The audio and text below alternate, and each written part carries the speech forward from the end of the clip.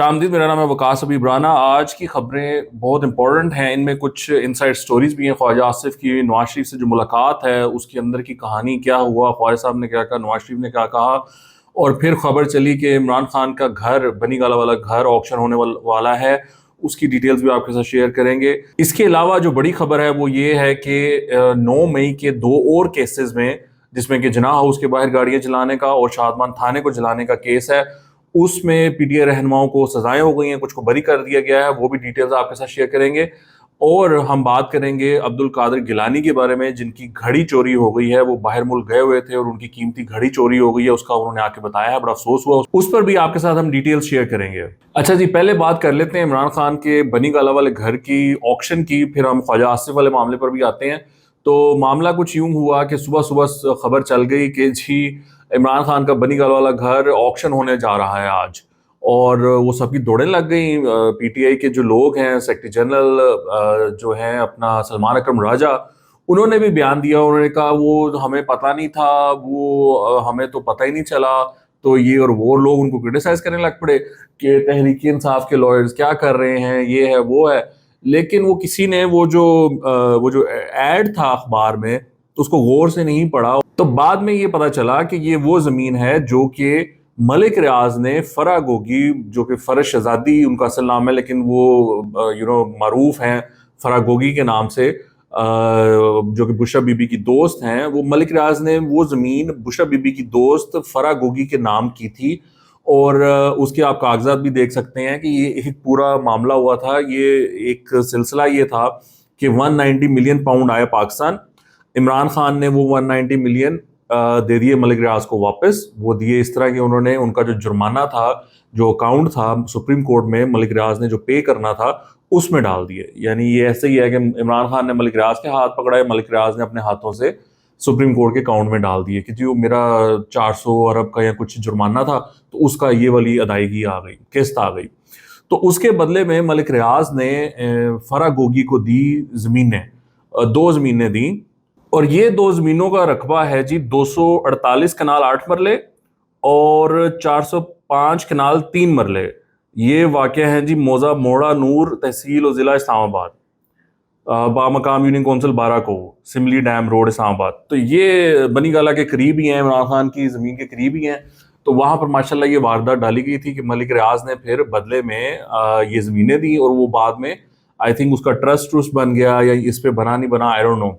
लेकिन ये वो ज़मीनें हैं जो कि वो रिश्वत के कारोबार में शामिल थीं, और अब नैब उनकी ऑक्शन करने जा रही है, विच इज़ ग्रेट।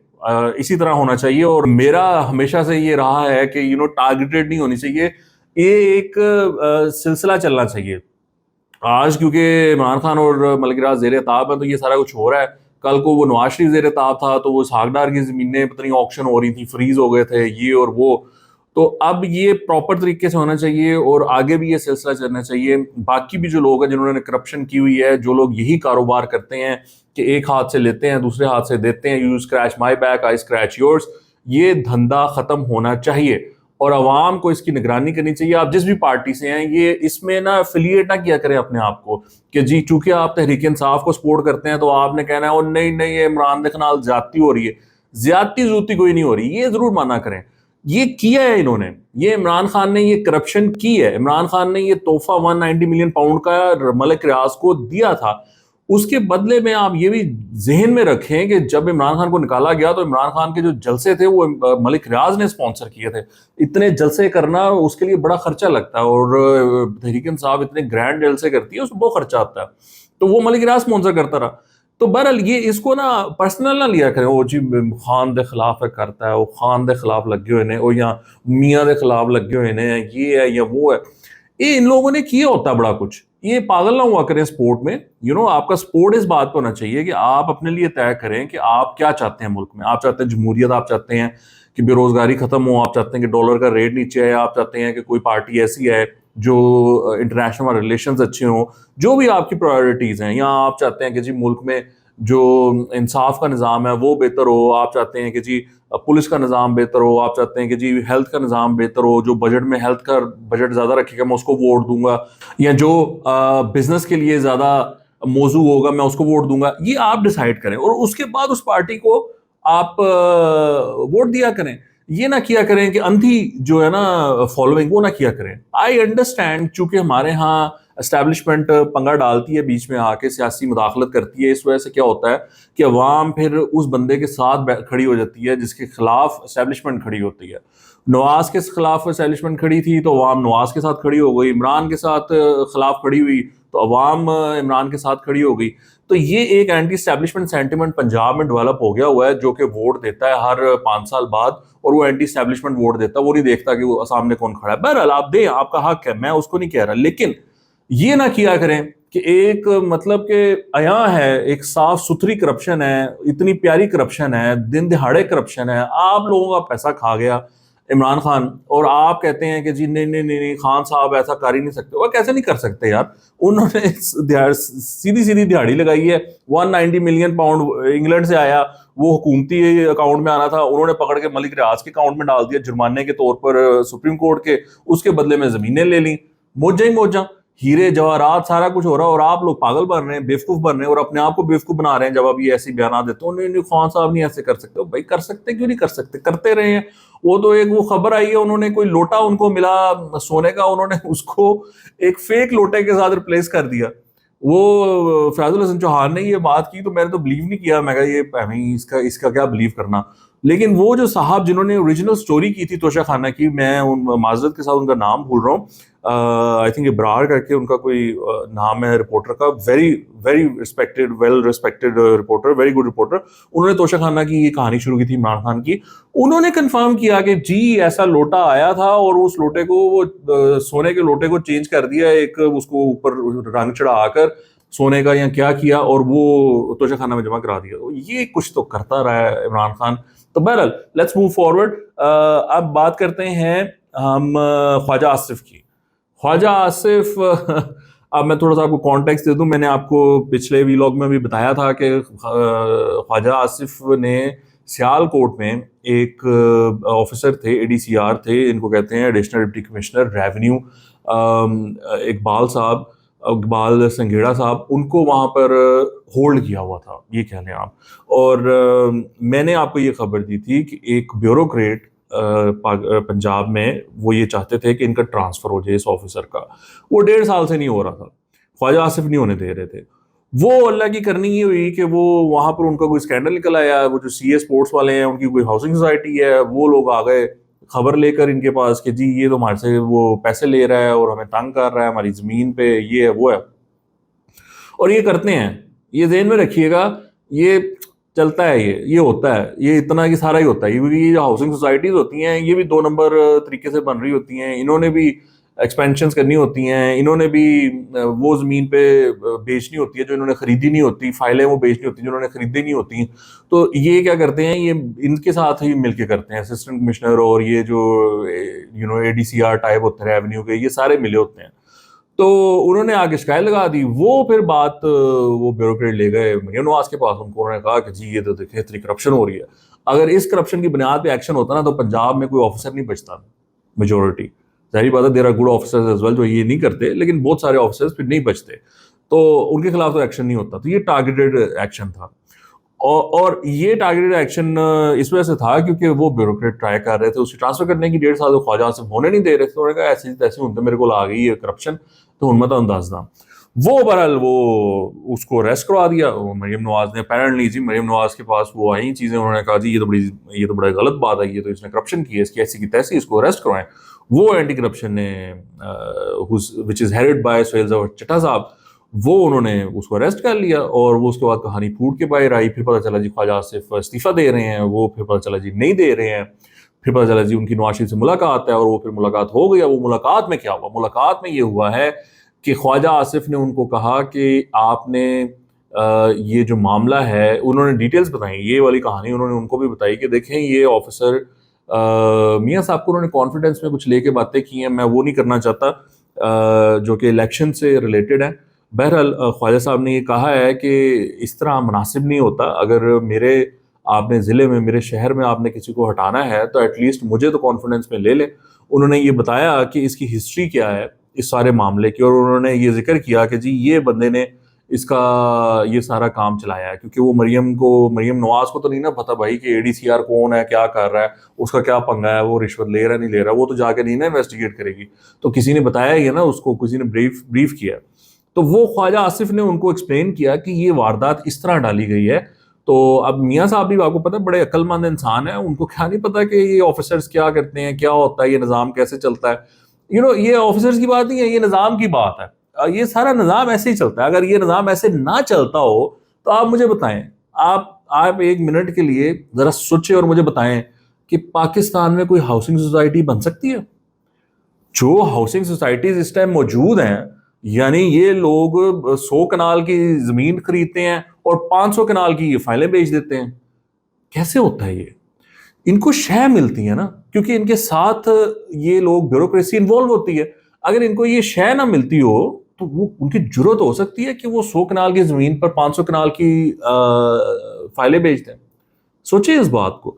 यानी ये जुर्रत होना शुरू ही तब होता है जब आपको ये पता चल जाए कि जिन लोगों ने मुझे रोकना है वो तो मेरे, जिसको कहते हैं ना पंजाबी में, काने हैं, वो तो मेरे साथ मिले हुए हैं, इस जुर्म में वो मेरे साथ है।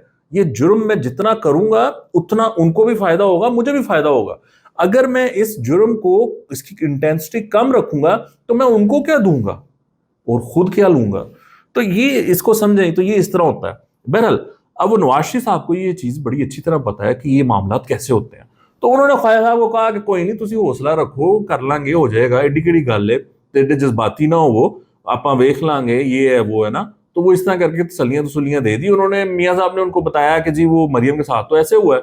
मरियम को तो उन्होंने ब्रीफ किया, मरियम ने मुझे बताया है कि जी उसने यही किया, उसके खिलाफ शवाहिद मौजूद हैं।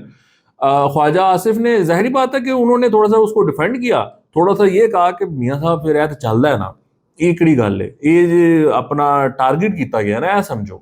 जो बात है, यही खबर मैंने आपको पहले दी थी, यही मैंने आपको बताया था कि भैया मामला ये है। इसमें वो बड़ी कहानियां चलाई गई कि वो ख्वाजा आसिफ का फ्रंट मैन है, कोई फ्रंट मैन नहीं है, ये फजूल बात है। और क्योंकि उससे बरामद क्या हुआ है, वो जी लैंड क्रूजर जो कि वो चला रहा था, जो कि नजर आ रही है, रोलेक्स जो कि उसने पहनी हुई थी, और जी कैश रिकवर करना है अभी, कितना जी 4-4.5 करोड़ रुपया अभी रिकवर करना है। और जी कमर्शियल अपना प्लॉटों की फाइलें, यानी कि वो अभी प्लॉट भी नहीं बने, तो वो कमर्शियल प्लॉट की फाइलें पता नहीं कितने की होंगी, ये नहीं बताया, बट डाल दी, कहीं पर पड़ी हुई थी, गाड़ी में शायद पड़ी हुई थी। तो जी वो है। तो ये जब हम कोई इस तरह की एफआईआर पढ़ते हैं ना, या इस तरह के इल्जाम पढ़ते हैं, तो पता चल जाता है कि ये फैब्रिकेटेड है या वाकई ऐसा हुआ है। तो साफ पता चल रहा था कि कार्रवाई डाली गई है। जिसको अकल है, जिसको पता है इन मामलात का, वो आपको बता देगा कि यह कार्रवाई डाली गई है। उसके बाद जो आपको बातें बताई जाती हैं वो फिर प्रोपेगेंडा होता है, वो एजेंडा होता है, आपने किसका साथ देना है। तो वो उसके चक्कर में फिर आपको फैक्ट्स नहीं बताए जाते, वो फिर अपनी एक नई कहानी शुरू कर दी जाती है, वो बड़ी कहानी सुनाई जा रही है, वो मरियम बीबी जो है ना वो बर्दाश्त नहीं करती करप्शन। तो भैया फिर हमें बताएं और किसके खिलाफ कार्रवाई हुई है।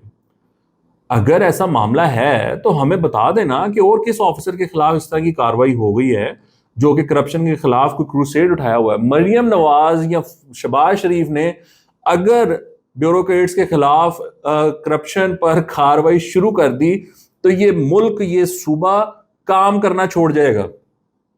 आप समझ रहे हैं मेरी बात? ये सूबा स्टैंड स्टिल पर आ जाएगा। ये जो प्रोजेक्ट्स चल रहे हैं ना, आप देख रहे हैं कि जी गलियां बन रही हैं, वो जी ट्रैम चल रही है, वो ये वाला रोड बन रहा है, हमने ये प्रोजेक्ट बना देना है, वो अंडरग्राउंड शुरू कर देना है, ये हो रहा है, वो हो रहा है, ये सारा बंद हो जाएगा। इस प्रोजेक्ट्स का मकसद ये होता है कि ये ऊपर वाले ज्यादा खाते हैं, नीचे वाले थोड़ा थोड़ा थोड़ा थोड़ा थोड़ा खाते रहते हैं, तो वो फिर खुश रहते हैं। वो लीडरशिप से भी बड़े खुश रहते हैं, ऐसी पॉलिटिकल लीडरशिप से। वो कहते हैं क्या सीएम है यार, कमाल है, बहुत जबरदस्त, बहुत अच्छा काम कर रही है या कर रहा है। अगर आप ये प्रोजेक्ट्स ना लगाएं, उनको खाने को ना मिले, तो वो फिर खबरें निकालने लग पड़ते हैं मीडिया में, और यार काम ही नहीं हो रहा, वो तो ये है, उसको तो पता ही नहीं है। जिस तरह उस्मान बुजदार के वक्त पे हो रहा था, वो काम ही नहीं करता था, वो खाते ही नहीं थे, वो खाते नहीं थे तो वो खुश भी नहीं थे।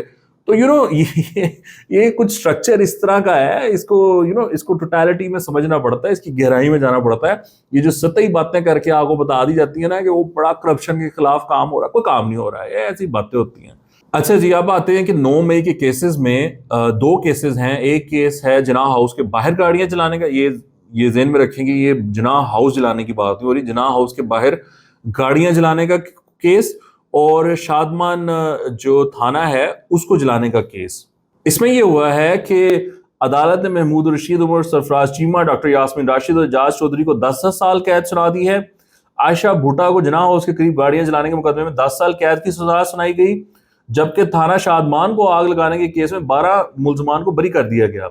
अदालत ने सुहेल खान, अवैस, रफीउद्दीन, फरीद खान, सलमान अहमद, अब्दुल कादिर फैजान, तैयब सुल्तान, शाहिद बेग, माजिद अली, बख्त रवान को बरी करने का फैसला सुनाया। इंसदाद शरीफ अदालत ने आलिया हमजा मलिक और सनम जावेद को 5-5 साल कैद सुना दी है। इसमें ये ज़हन में रखें कि शाह महमूद कुरैशी को बरी कर दिया गया है। तो ये एक बड़ा मामला आ गया है और इसमें जिन लोगों को पहले कुछ केसेस में सजा हुई है, इस केस में भी सजा हो गई है 10-10 साल। तो ये स्टेट इनको अपना मुजरिम समझती है। इन लोगों ने 9 मई के वाक़यात की प्लानिंग की, इसकी एग्जीक्यूशन की और उसको सेलिब्रेट भी किया। आपके ज़हन में होना चाहिए कि एजाज चौधरी साहब ने इस वाक़े के बाद, जिनाह हाउस को जलाने के बाद, अपने बेटे को कॉल की और कहा कि हमने वो जला दिया, राख कर दिया, तबाह कर दिया, बर्बाद कर दिया, सेलिब्रेट किया इस चीज़ को, विच इज़ अ शेम। इस तरह की हरकतें ना करनी चाहिए और इस तरह की ना बातें करनी चाहिए। सियासी लोगों को ये चीज़ें ज़ेब नहीं देती, वो कोई भी सियासी जमात करे इसका साथ नहीं देना चाहिए। और मैं ये तहरीक इंसाफ के सपोर्टर्स को भी ये बात कहूँगा, देखिए आप ये समझें इस चीज़ को, आप किसी को सपोर्ट करते हैं अपने मामला ठीक करने के लिए। ऐसा ही है ना, हमारी क्वालिटी ऑफ लाइफ बेहतर हो, हमारी ज़िंदगी बेहतर हो, यहाँ पर कानून की पासदारी हो, चोरी डकैती ये सारा कुछ ना हो। आप चाहते हैं कि हॉस्पिटल साफ सुथरे हो, आप जाएं वहाँ पर आपकी सुनी जाए और आपका इलाज अच्छे तरीके से हो। आप चाहते हैं, आप गाड़ी ट्रांसफ़र कराने जाते हैं, वहाँ पर रिश्वत ना हो, आपसे कोई तंग ना करे, आपको यहाँ वहाँ के चक्कर ना लगाने पड़े। आप आईडी कार्ड बनवा जाते हैं, पासपोर्ट बनाने जाते हैं, आपका कोई बिल का मसला आ गया, आप अपने बिल का मसला करवाना चाहते हैं, मीटर लगवाना चाहते हैं, आप और कोई मामला सफाई का है, वासा से आपको काम पड़ गया, तो ये अदारे ठीक हों, आपको तंगी ना हो, आपकी क्वालिटी ऑफ लाइफ बेहतर हो जाए। लेकिन आप इस वजह से तो वोट नहीं देते कि वो जाकर साजिश कर दें और दहशतगर्दी करें और जाकर एक कू करने की कोशिश करें कि जी हमने ये आर्मी चीफ को हटा देना है और हम इतना प्रेशर डालेंगे कि अंदर से उसके खिलाफ बगावत हो जाएगी और फिर हम नए जो आर्मी चीफ बनेगा, जो कू करेंगे, उनके साथ मिलकर एक हुकूमत बना लेंगे। ये फिल्मों वाली कहानियां, वो को करने की कोशिश के लिए तो नहीं आप वोट देते। तो आपको भी चाहिए कि आप कहें कि भैया वी सपोर्ट यू, हम आपको सपोर्ट करते हैं, लेकिन हम इन कामों के लिए आपको सपोर्ट नहीं करते। 9 मई गलत हुआ, उसके लिए माफी मांगे और ये तहिया करें कि आइंदा ये नहीं करना। और हम आपको सपोर्ट करते हैं। मैं आपको कहता हूँ आप सपोर्ट करें, उसको वोट दें, लेकिन उनको कहें कि हम इस चीज पे आपको सपोर्ट नहीं करते, ये गलत है। तो ये बड़ा जरूरी है आपके लिए भी। अच्छा जी, आप यूसुफ रजा गिलानी साहब के बेटे अब्दुल कादिर गिलानी, वो गए हुए थे बाहर मुल्क, मेरे ख्याल से बार्सिलोना से आए हैं और बार्सिलोना में उनकी घड़ी चोरी हो गई है, विच इज अ शेम। अब मैं ये देख रहा था कि इंग्लैंड में, लंदन में उन्होंने जो फुटपाथ हैं उधर एक लाइन लगा दी है कि आप लोग इस लाइन के इस तरफ चलें, यानी रोड से थोड़े से फासले पर अंदर चलें, ताकि जो मोबाइल स्नैचर्स हैं वो इलेक्ट्रिक बाइक्स पे आते हैं, वो मोबाइल पकड़ते हैं और वो निकल जाते हैं। तो मैं बड़ा हैरान हुआ, मैंने कहा यार ये तो बड़ी कमाल बात हो गई कि अब यानी कराची जैसे शहर से वो खबर नहीं आती जो लंदन से आ रही है, क्योंकि कराची में मोबाइल स्नैचिंग के लिए इट यूज्ड टू बी कि जी कराची बड़ा अनसेफ है, वहां पर बड़ी मोबाइल स्नैचिंग होती है, ये होती है, वो होती है। वहां से ये खबर नहीं आ रही, ये खबर आ रही है लंदन से। और ये बार्सिलोना में उसकी घड़ी चोरी हो गई। वो इरफान जुनैद जो गया हुआ था फ्रांस, पेरिस में, वो खड़ा था और वहां पर उसकी वो बैग उसने रखा 2 मिनट के लिए और वो चोरी हो गया। तो यूरोपियंस और इंग्लैंड जो है, they are more unsafe than Pakistan now, because Pakistan में लोग आते हैं और जो बाहर के टूरिस्ट हैं वो आते हैं, उनकी आप टिकटॉक्स देखें, वीडियोस देखें, यूट्यूब देखें, वीलॉग्स देखें। हमारे तो लोगों का ये हाल है, वो चाहे गरीब हैं, समोसे वाले हैं, चाट वाले हैं, इस तरह के रेडी वाले हैं, जूस वाले हैं, वो लोग अंग्रेज आते हैं और यहाँ पर वो फिरने आते हैं, वो उनसे पैसे नहीं लेते, उनको उनकी हॉस्पिटैलिटी का ये लेवल है। लेकिन बाहर मुल्कों में हालात बहुत ख़राब हो गए हैं और जिस वेस्ट को आइडलाइज हम करते थे, अब पता चल रहा है कि वहाँ पर तो काम बहुत ख़राब हो गया, इकोनॉमीज़ का बेड़ा गर्क हुआ हुआ है। लोग वहाँ पर मोब मेंटालिटी है उनकी, जब उनको मौका मिलता है वो निकल जाते हैं और शूज़ की दुकान लूट ली, टीवी की दुकान लूट ली और ये सारे मोबाइल्स की दुकान लूट ली, ये सारा काम करते हैं वहाँ पर। हालांकि उनको सजाएं होती हैं, वो फिर बाज नहीं आते। तो अल्लाह का शुक्र है कि आई थिंक पाकिस्तान में फिर भी मामला बेहतर हैं और हमें इस बात पे प्राउड होना चाहिए और इसकी बात को एक्नॉलेज करना चाहिए। आज के लिए इतना ही, आपके देखने का बहुत शुक्रिया। Please make sure that you subscribe to the channel. खुदा हाफिज़।